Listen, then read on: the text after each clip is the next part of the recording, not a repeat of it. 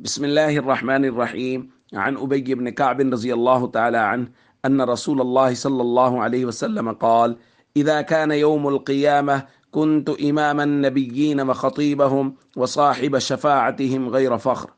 رواہ ابن ماجہ۔ نبی کریم صلی اللہ علیہ وسلم نے ارشاد فرمایا، جب قیامت کا دن ہوگا تو میں نبیوں کا امام اور ان کا خطیب ہوں گا اور ان کی سفارش کرنے والا ہوں گا، اور فرمایا یہ بات میں بغیر کسی فخر کے کہہ رہا ہوں۔ دوستو، تین باتیں، تین فضیلتیں جو تمام تر انبیاء پر نبی کریم صلی اللہ علیہ وسلم کو قیامت کے دن حاصل ہوں گی، ان کا اس حدیث میں ذکر ہے۔ نمبر ایک، حضور نے فرمایا میں نبیوں کا امام ہوں گا۔ دوسری روایت میں حضور نے فرمایا انا قائدہم یوم القیامہ، میں ان کی قیادت کرنے والا ہوں گا قیامت کے دن، یعنی میں ان سے آگے ہوں گا۔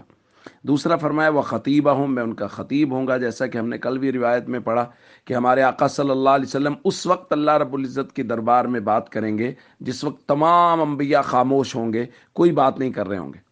اور تیسرا فرمایا وصاحب شفاعتہم، اور میں ان تمام لوگوں کی طرف سے سفارش کرنے والا ہوں گا، انبیاء کی طرف سے بھی، جیسا کہ کل کی روایت میں ہم نے پڑھا کہ نبی کریم صلی اللہ علیہ وسلم کو شفاعت کبریٰ حاصل ہوگی، اور نبی کریم صلی اللہ علیہ وسلم اللہ رب العزت کے دربار میں تمام لوگوں کے حساب کتاب کے شروع کرنے کی سفارش اور شفاعت فرمائیں گے اور وہ قبول کر لی جائے گی۔